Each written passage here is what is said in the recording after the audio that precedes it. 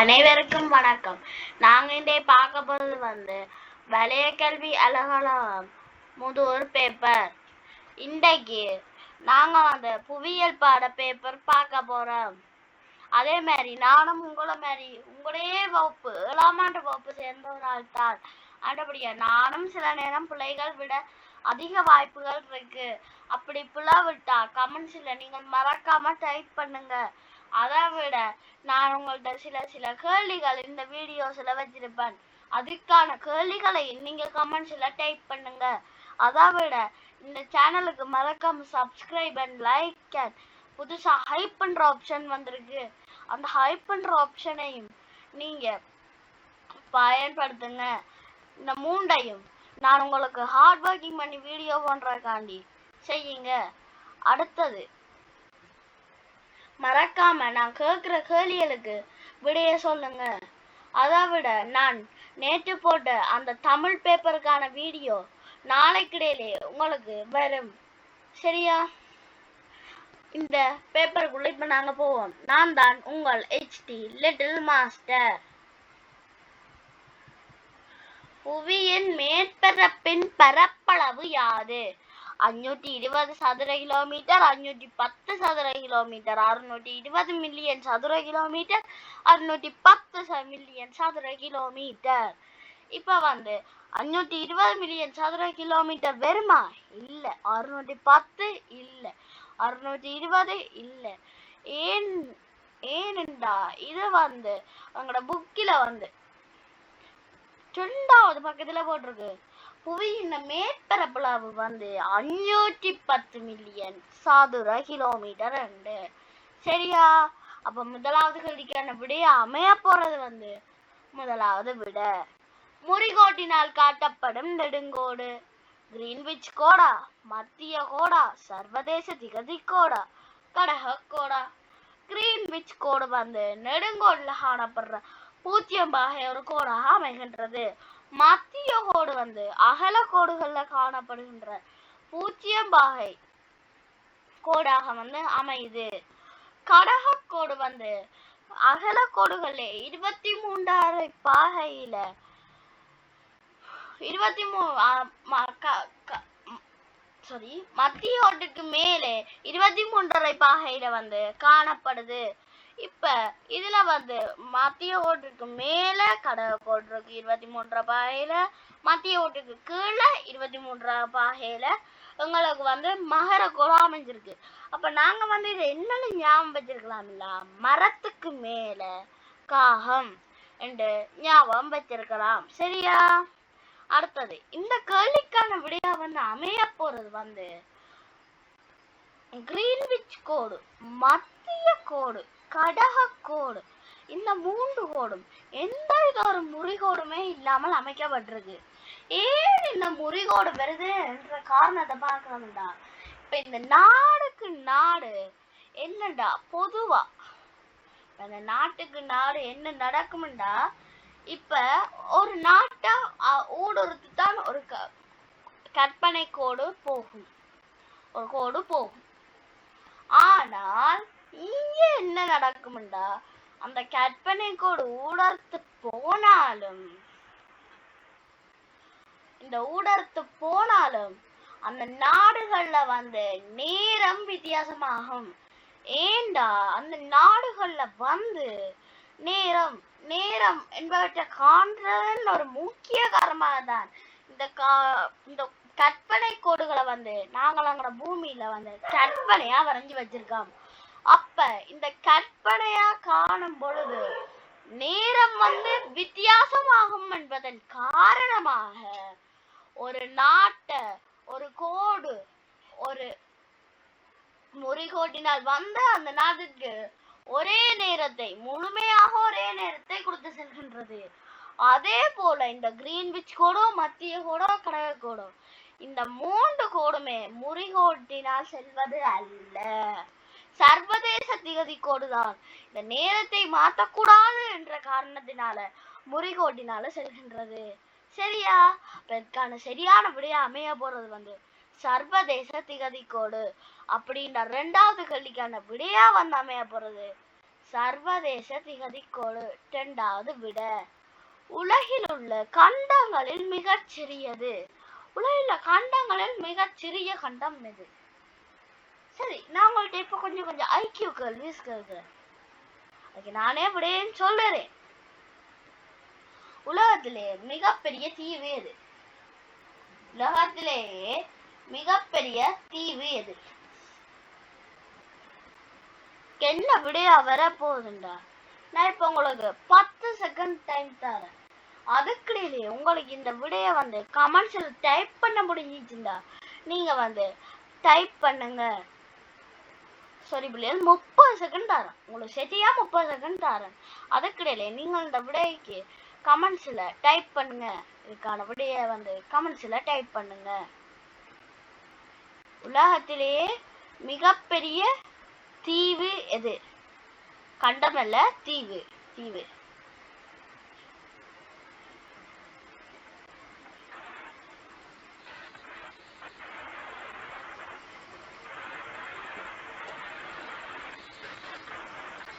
இன்னும் 10 செகண்ட் இருக்கு.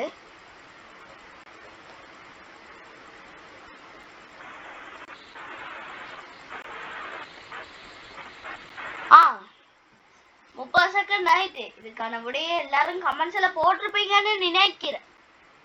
அப்ப இதுக்கான சரியான விடையா இந்த மிகப்பெரிய தீவா அமைய போறது கிரீன்லாந்து.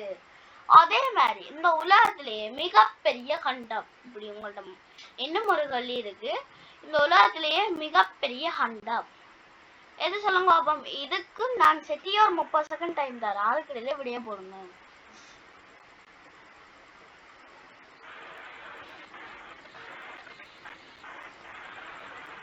இன்னும் 20 செகண்ட் இருக்கு.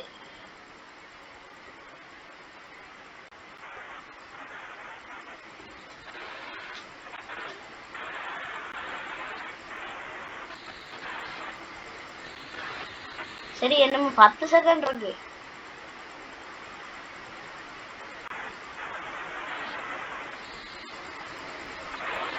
சரி, உங்களுக்கான டைம் முடிஞ்சு. இதுக்கான விடையை நீங்க சரியா அழிச்சிருப்பீங்கன்னு நினைக்கிறேன். இதுக்கான சரியான விடையா அமைய போறது எல்லாருக்கும் தெரிஞ்ச விடையா தான் அமைய போகுது. ஆசியா கண்டம். நாங்க இருக்கிற கண்டம், தமிழர்கள் வசிக்கிற கண்டம். இந்த ஆசியா கண்டத்துல மொத்தமா 59 நாடுகள் இருக்கு. சரியா? அடுத்த கேள்வி. இந்த உலகத்திலேயே மிகப்பெரிய சமுத்திரம் எது? இதுக்கும் நான் உங்களுக்கு சரியா 30 செகண்ட் டைம் தரேன். Your time start now.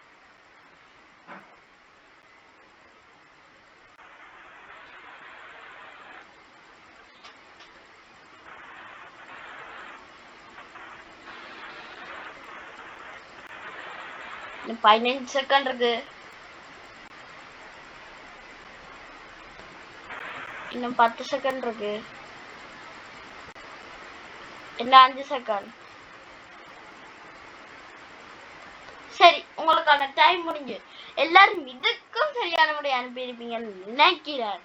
இதுக்கான சரியான விடையா அமையப்படுறது பசிபிக் சமுத்திரம். சரியா? அடுத்தது இந்த கேள்விக்குள்ள நாங்க இப்ப வருவோம். உலகில் உள்ள கண்டங்களில் மிகச் சிறியது எது? உலகில் உள்ள கண்டங்களில் மிகச் சிறியது எது? ஆஸ்திரேலியா, ஆப்பிரிக்கா, ஐரோப்பா, ஆசியா. எல்லாரும் சொல்லுங்க பாப்பா என்னோட சேர்ந்து. சின்னல இருந்து பெருசு வரைக்கும் சொல்லுங்க பாப்பா என்னோட சேர்ந்து. ஆசியா, ஆப்பிரிக்கா, வட அமெரிக்கா, தென் அமெரிக்கா. அதனால என்ன எத்தனை நாடு என்னும் ஆசியா ஆப்பிரிக்கா வட அமெரிக்கா தென் அமெரிக்கா அந்தார்டிகா. என்ன? அந்தார்டிகா. அடுத்தது ஐரோப்பா. அடுத்தது என்ன நினைக்கிறீங்க? ஆஸ்திரேலியா. இதற்கான சரியான விடையா எங்களுக்கு அமைய போறது ஆஸ்திரேலியா. நான் 3வது கேள்விக்கான சரியான விடை முதலாவது விடை. சரியா? அகலக்கோட்டின் பெயர் யாது? அகலக்கோட்டின் 0 பாகை அகலக்கோட்டின் பெயர் யாது? கடற்கோடா, மகரக்கோடா, கிரீன்விச் கோடா, மத்திய கோடா? இந்த கேள்விக்கான விடைய நான் உங்களுக்கு முதலே சொல்லியிருப்பேன். இதுக்கான சரியான விடை மத்திய கோடு. அப்படின்றா 4வது கேள்விக்கான விடை 4வது விடை. நீரினால் சூழப்பட்ட சிறிய நிலப்பகுதி யாது? முனை, குடா, கண்டமேடை. இப்ப இதுல நாங்க ஒரே ஒரு விஷயத்தை பார்ப்போம், 2 விஷயத்தை பார்ப்போம், குடாவையும் தீவையும். குடா என்றால் 4 பக்கம் இல்லாம 3 பக்கம் கடலால் சூழப்பட்டு காணப்படும். இதுவும் ஒரு மிகச்சிறிய நிலப்பகுதியா தான் அமைய போகுது. இப்ப இதுக்கு நாங்க உதாரணமா ஜாழ்ப்பாணத்தையே சொல்லலாம். ஜாழ்ப்பாணத்துல ஒரே ஒரு பகுதி நிலமாவும் இன்னும் மற்ற முழுக்க சுத்தி கடலாவும் அமைஞ்சிருக்குது. அதற்கான சரியான விடையா அமைய போறது எங்களுக்கு குடாவா? சரியான விடைய அமைய போ குடாவில் நீங்க நினைக்கிறீங்களா? இல்ல, இல்லவே இல்ல. ஏண்டா குடா நீரினால் சூழப்பட்ட, நீரினால் மொத்தமா சூழவே படையில. அது நீரினால் மொத்தமா சூழவே படையில. அப்ப அது ஒரு நீரினால் சூழப்பட்ட சிறிய நிலப்பகுதியா அமையறதுக்கான வாய்ப்புகள் அல்ல. இதே நாங்க பார்க்க போறோம் இப்ப தீவு. தீவு என்ன வேற நீங்க தெரியுங்க?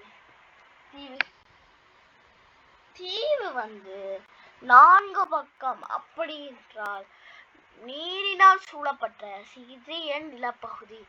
அப்படின்னா நாங்க என்னத்த சொல்லலாம்? அகலக்கோட்டின் நீரினால் சூழப்பட்ட 4 பக்கமும் கடலால் சூழப்பட்ட மிகச் சிறிய நிலப்பகுதி என்று நாங்க அதுக்கான விடைய சொல்லலாம். அதுக்கான சரியான விடைய அமைய போறது எங்களுக்கு தீவு அப்படின்னா முதலாவது விடை. சரியா?